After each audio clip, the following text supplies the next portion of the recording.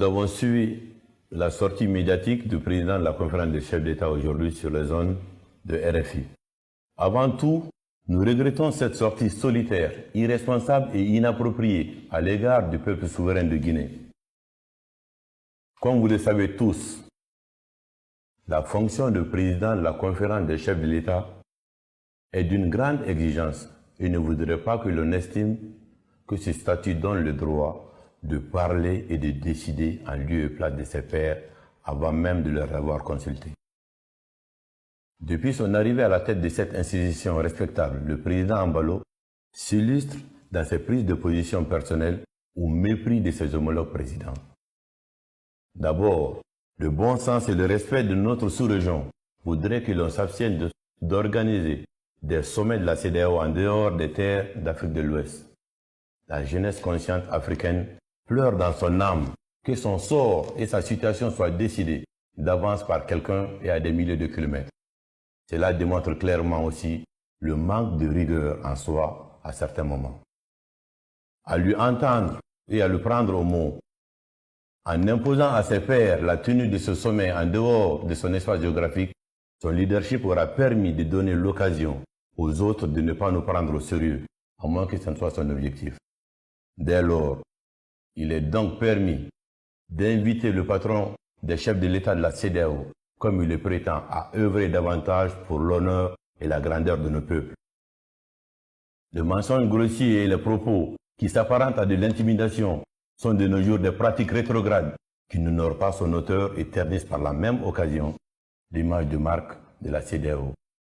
Nous ne voulons pas porter cette honte, c'est pourquoi le temps est venu de dire ce qui a été dit en Guinée et qui est archi faux et décousu de tout sens, ce dont il a été question dans les échanges et le contenu du chronogramme de la transition. Nous ne ferons l'objet d'aucune publicité pour personne ou pour quelque raison que ce soit. Le respect de notre pays et de nos dirigeants est la base de toute relation au sein même de la CEDEAO. L'instabilité ne peut être une marque de gouvernance ou un droit acquis. La démarche du président Embalo procède d'une diabolisation du régime de la transition en Guinée. Ça ne marchera pas parce que ses intentions et son orientation sont connues. Toutes les démarches menées par lui en lieu et place de la CEDEAO étaient de nature à entériner son choix de candidat pour les futures élections. Nous ne laisserons personne prendre en otage la voix du peuple.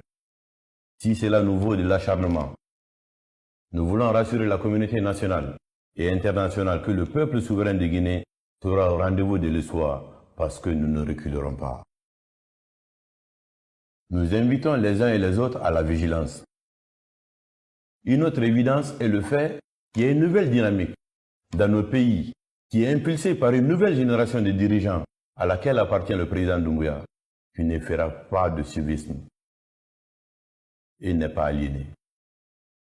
Pour ceux qui interrogent l'histoire, on sait qu'en Guinée et partout dans le monde, le Guinéen n'aime pas le manque de respect ou un quelconque dictat. Nous avons volontairement ouvert toutes nos portes à la CEDEAO, mais nous nous résignons d'accepter que l'image souverainiste de notre si chère institution sous-régionale ne soit prise en otage par des sorties non maîtrisées et imprévisibles. Président Embalo, qu'est-ce qui nous a été proposé pour une sortie de transition, à part le calcul arithmétique de jours et de mois? La situation guinéenne n'est-elle pas la résultante de l'inaction et du mutisme de la CEDEAO dans l'accompagnement de faits dans la violation de la Constitution?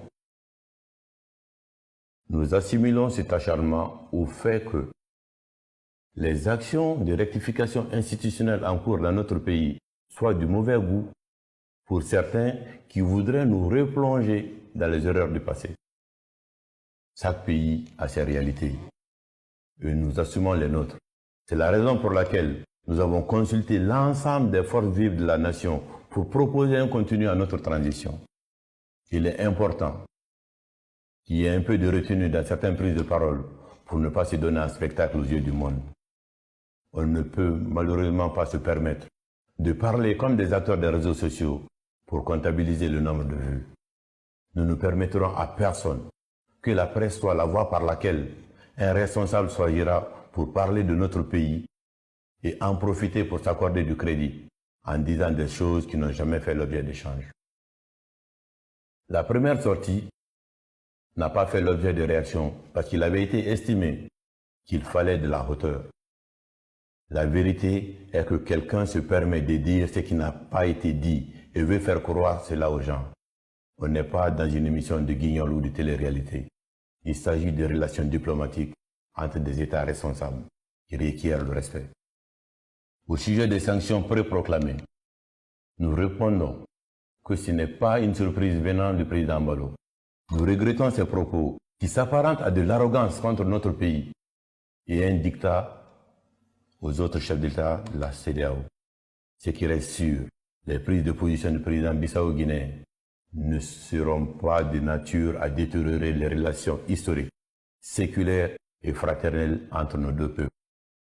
Nous trouverons en cette période de transition la force, le caractère et l'union sacrée qui nous permettront d'aboutir à la mise en place d'institutions fortes qui résisteront au temps et à la tentation des hommes. Nous voulons à cette période cruciale pour notre pays pouvoir compter sur l'accompagnement de tous les partenaires sous l'égide de nos frères de la CEDEAO. Je vous remercie.